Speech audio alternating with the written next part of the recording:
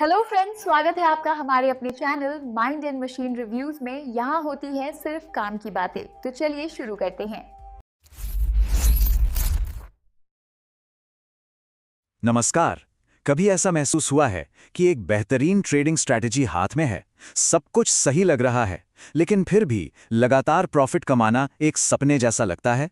अगर हाँ, तो आप अकेले नहीं हैं। आज हम इसी मुश्किल को सुलझाने वाले हैं मार्क डॉगलिस की जबरदस्त किताब ट्रेडिंग इन द जोन की मदद से। तो चलिए सीधे मुद्दे की बात करते हैं। ट्रेडिंग में असली प्रॉब्लम है क्या?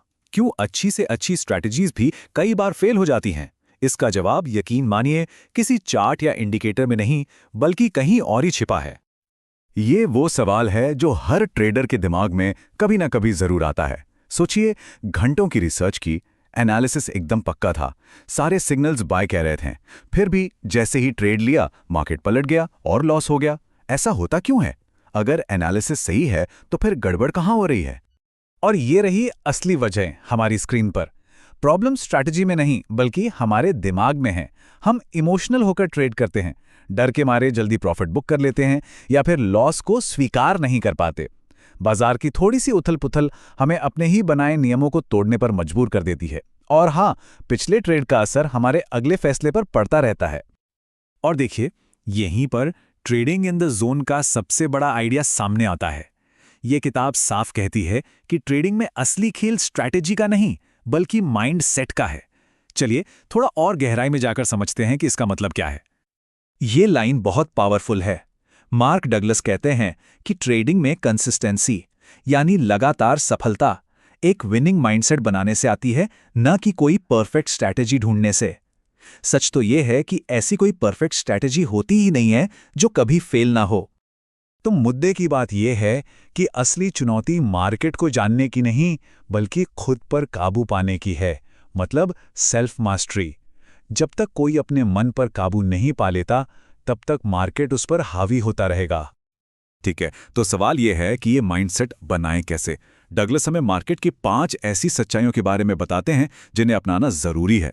ये ट्रेडर्स के लिए एक नए विश्वास की तरह हैं, जो उनकी पूरी सोच को बदल सकते हैं। ये 5 बातें दिमाग में बिठा लेनी है।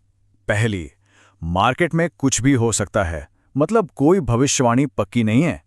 दूसरी, पैसे बनाने के लिए यह जानना जरूरी नहीं कि अगली कैंडल हरी बनेगी या लाल। तीसरी, आपके जीतने और हारने वाले ट्रेड्स का कोई फिक्स पैटर्न नहीं होता। चौथी, आपकी एज या आपकी स्ट्रैटेजी सिर्फ एक संभावना है, कोई गारंटी नहीं। और पांचवीं, मार्केट का हर पल नया और अनोखा है, पिछला डेटा सिर्फ एक गाइड है। इन सच्चाइयों को मानने से मार्केट को प्रिडिक्ट करने का प्रेशर ही खत्म हो जाता है। चलिए एज को थोड़ा और समझते हैं। इसे एक कैसीनो की तरह सोचिए। कैसीनो को पता है कि वो हर बाजी नहीं जीतेगा, लेकिन उसे ये भी पता है कि लंबे समय में मैथ्स और प्रोबेबिलिटी हमेशा उसके फेवर में है। ट्रेडिंग में भी आपकी एज बिल्कुल यही है। ये किसी एक ट्रेड में जीत की गारंटी नहीं, बल्कि ढेरों ट्रेड्स में एक मामूली सी बढ़त है। तो अगर ट्रेडिंग संभावनाओं का खेल है, तो सवाल ये है कि कोई हमेशा जीतने वाला कैसीनो कैसे बने, न कि हारने वाला गैम्बलर। जवाब है, एक रूल बेस्ड ट्रेडर बनकर। अब हम थ्योरी से निकलकर एक्शन पर आ रहे हैं। ये स्लाइड एक नौसिखिए और एक प्रोफेशनल के बीच का फर्क एकदम साफ दिखाती है। एक एमेच्योर ट्रेडर उम्मीद के सहारे जीता है। वो उम्मीद करता है कि उसका लॉस वाला ट्रेड पलट जाएगा, जबकि एक प्रोफेशनल का आत्मविश्वास उसके अनुशासन और इस सच्चाई को स्वीकार करने से आता है कि मार्केट में कुछ भी हो सकता है। तो एक रूल बेस्ड ट्रेडर बनने का प्रोसेस क्या है? सबसे पहले अपनी स्ट्रैटेजी को अच्छे से बैक टेस्ट करें, फिर उसके आधार पर कुछ पक्के नियम बनाएं। ट्रेड लेते समय बिना किसी झिझक के उन नियमों को फॉलो करें। और सबसे जरूरी बात, अपने प्रदर्शन को इस बात पर आंकें कि आपने नियमों को कितनी अच्छी तरह निभाया, न कि इस बात पर कि ट्रेड में प्रॉफिट हुआ या लॉस। क्या स्टॉप लॉस सही जगह पर लगाया? क्या टारगेट आने पर बाहर निकल गए? असली जीत इसी में है। जब कोई इस तरह से सोचना और काम करना शुरू कर देता है, तो उसकी पूरी ट्रेडिंग की दुनिया बदल जाती है। ये सिर्फ पैसे कमाने का तरीका नहीं रहता, बल्कि एक एमेच्योर से प्रोफेशनल बनने का सफर बन जाता है। और ये आंकड़ा इस पूरी बातचीत का निचोड़ है।